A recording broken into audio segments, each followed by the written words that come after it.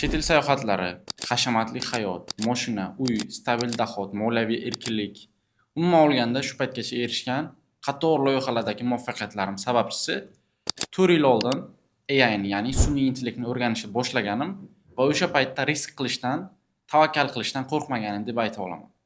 Assalomu alaykum. Sizlar bilan Nusratilla.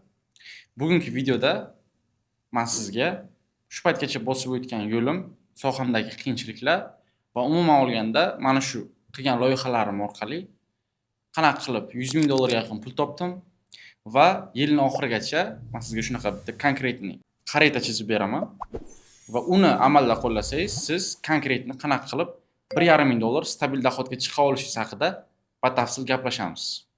Men sizga maslahat berardim, mana shu videoni o'zi 7 daqiqa bo'ladi, oxirigacha diqqat bilan ko'rishingizni. Chunki bu video sizning hayotingizdagi eng muhim bir videolardan biri bo'lishi mumkin. Mani istoriyamni ko'pchilik har xil eshitgan. Kimdir o'ylaydi, boyni bolasi bo'lgan, investor bo'lgan yoki nimadirlar har xil gaplar yuradi.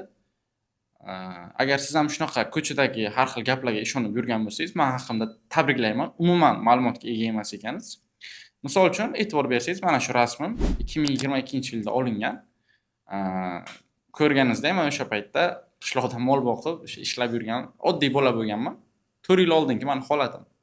Endi qanaqa qilib shu 4 yil qisqa vaqt ichida oddiy qishloqli bir bola bitta sun'iy intellektni o'rganish orqali shunaqa natijalarga erishdi. Mana shu haqida keling bir chuqurroq gaplashamiz. 2022-yilda men yaxshi eslayman, hali ChatGPT chiqmaganda bizda o'sha Hostinger, yana WordPresslarda o'zining sun'iy intellektlari bo'lardi. Biz saytlar qilardik, misol uchun. O'sha paytda ham prompt engineering degan narsa bo'lardi. Sun'iy intellekt bilan biz ishlardik.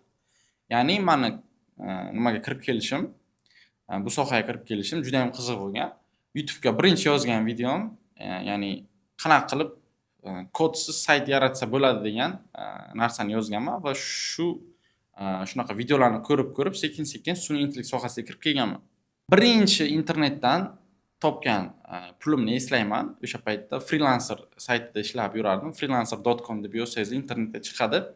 O'sha saytda o'zimni freelancer akkauntimni yaratganman va 50 dollarga zakaz olganman. Germaniyalik mijozga 50 dollarga logotip taxlab berganman. Juda ham o'sha payt bir boshqacha emotsiya bo'lganmanda, nima deydi, bir xursand bo'lishni ham anaqa yig'lashni ham bilmaganman. Qanaqadir shu paytgacha o'rgangan narsalarim ish berganligini o'sha paytda his qilganman. Birinchi odam o'zini ishlayotgan, yaxshi ko'rgan sohasidan pul topsa, o'zida shunaqa hissiyot bo'ladi. Agar sizda ham shunaqa hissiyot bo'lgan bo'lsa, men nima deyotganimni yaxshi tushunasiz. Xullas, o'sha topgan 50 dollar pulim men juda ham yaxshi esimda hozirgacha. O'sha topgan 50 dollarim menga hozir 1,5 ming x bo'lib, moshit qaytib kelgan bo'lishi mumkin. Balki ko'proq, bilmadim. Nima bo'lgan taqdirda ham men shu narsani yaxshi eslayman. Agar o'sha paytda men tavakkal qilib shu sohaga kirib kelmaganimda, riskovat qilmaganimda, katta ehtimol bilan men bu joyda o'tirmasdim. Siz ham bu videoni ko'rmayotgan bo'lardingiz.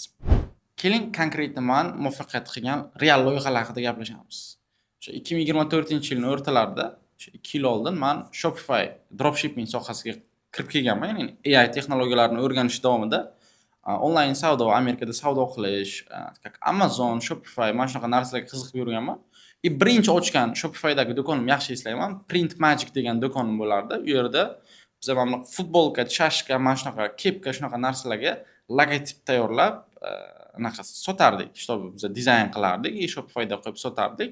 Uni xitoylik yoki amerikalik o'sha Printify kompaniyasining skladdagi anaqalar yetkazib beruvchilar uni ishlab chiqarib mijozga yetkazib berardi. Men Print Magic bilan o'sha sekin-sekin savdo qilishni boshlaganman. O'sha Telegram kanalimga kirib ko'rsangizlar ham birinchi joylab borgan o'sha natijalarimizda men hozir aytayotgan narsalarim haqida ma'lumot topasiz.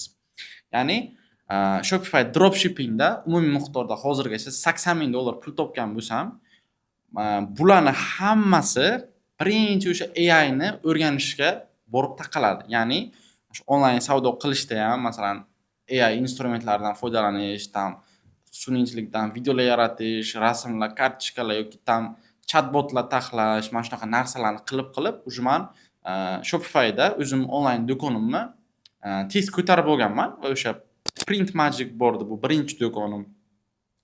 Xo'p, Future Station degan do'kon ochdim. Hammasi Shopify'da ochgan do'konlarim haqida aytyapman. Undan tashqari My Pets degan do'konim bo'lgan. Xo'sh, mana shu esda qolarli 3 ta do'konim bor. Hozir bittasini yurg'izib kelaman. Oxirgisi mypets.store deb Google ga yozsangiz chiqadi. Mana shu 3 ta do'kondan umumiy miqdorda men $80,000 оборот qilganman. Bu sof foyda emas, оборот. Endi sof foyda qancha ishlaganim Telegram kanaliga batafsil topsangiz bo'ladi. Tam bu sohaga kirib kelganingizdan keyin, masalan, Shopify sohasi yoki dropshipping sohalariga kirib kelganingizdan keyin ko'pchilik o'ylaydi, misol uchun tez daromad qilaman, tam $50 tikaman, o'sha $500-600 savdo qilaman deb o'ylaydi. Yo'q, aslida hamma narsa ham ko'ringani kabi oson bo'lmaydi. Boshida qiyinchiliklar bo'ldi. Konkret menda ham misol uchun boshida bilmaganman. Misol uchun nimani qayoqqa qo'yish bilmaganman. Yoqqan reklamalarim, target reklamalarim ishlamagan. Misol uchun bitta mahsulotda deylik bir kun yaxshi sotib bo'lsa, o'sha ikkinchi kun u sotib bo'lmay qolgan, pulimga kuygan vaqtlar bo'lgan, har xil holatlar bo'lgan. Lekin men shu oxirgi 2 yilda Shopify bilan shug'ullanib, sekin-sekin olgan tajriba bilan bemalol aytishim mumkin. Agar konkretni o'zini nishangizni, o'zini yo'nalishingizni topib olsangiz, misol uchun, mening bitta shogirdim bor. Shu payt esimga keldi. Shopify do'konida bitta tovar sotadi. Bitta tovar sotadi, tamom. Unitazini tozalaydigan gel sotadi, tamom. Narxi $49. Bitta tovari bor. Чтобы u konkret muammoga yechim beradi. Amerikada основной sotiladi bu tovar. Tasavvur qiling, Amerikada 10 ta odamdan 9 tasini uyiga unitaz bo'ladi. Даже 10 tasini uyiga unitaz bo'ladi. Lekin hammasida bitta muammo, unitaz tozalash qiyin, to'g'rimi? Lekin misol uchun u berayotgan yechim faqat o'sha konkretni bitta yo'nalishda o'sha unitazni tozalaydigan gel sotadi. Amazondan nima uchun olmaydi klientlar, amerikaliklar kirib? Nimaga aynan o'sha mani shogirdim saytidan kirib olishadi? Chunki u konkretni muammoga yechim beradigan bitta produkt sotyapti. Bitta brend qurgan o'shaning orqasidan. Shuni orqasidan u mijozlik qilgan, shundan tanilgan. Bunga ham ozmuncha vaqt ketmagan, kamida bir 5 oy vaqt sarflagan bu narsani brend darajaga olib chiqish uchun. Men yaxshi eslayman, o'sha Davlatbek degan shogirdim men oldimga kelgan payt Shopify sohasidan uncha ham xabari bo'lmagan, faqat nimaligini bilgan, lekin men olgan tajriba unaqa ishlab ko'rmagan, tajribasi bo'lmagan. Lekin sekin-sekin men unga yo'nalish berib, nima deydi, o'sha o'zim bilgan tajribalarimni o'rgatgandan keyin o'zini mana shunaqa do'konini shunaqa brend darajasiga olib chiqdi. Hozir misol uchun kunlik savdosi kamida $1,500,000.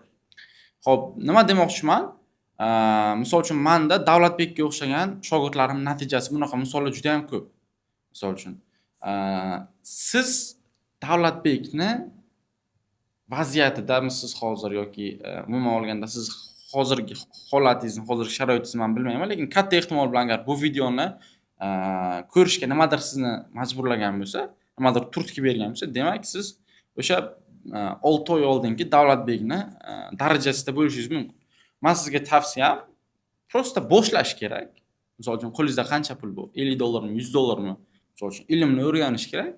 O'sha sohani sekin o'sha ichiga kirib o'rganingizdan keyin, o'sha keyin unga kiritiladigan sarmoya, unga sarflanadigan vaqt o'sha keyin o'sha kelib chiqadi u narsadan. Ya'ni boshidan ko'pchilik so'raydi mendan, aka bu sohaga qancha pul kerak, qancha sarmoya kerak, kuniga qancha vaqt sarflayman?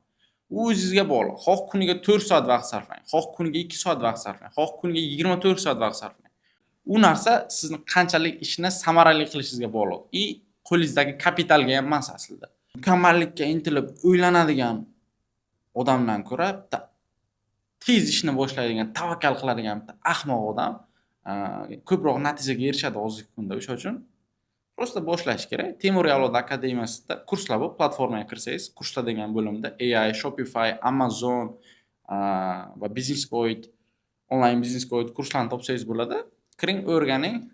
Pulli kurslarimiz ham bor, bepul kurslarimiz ham bor.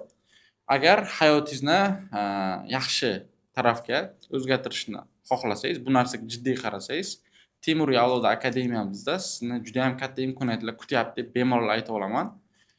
Shu paytgacha 1300 ta o'quvchi o'qitgan bo'lsam, hozir shu akademiyamiz ichidan birorta inson bizani o'quv dasturimizdan norozi bo'lib chiqib ketmagan.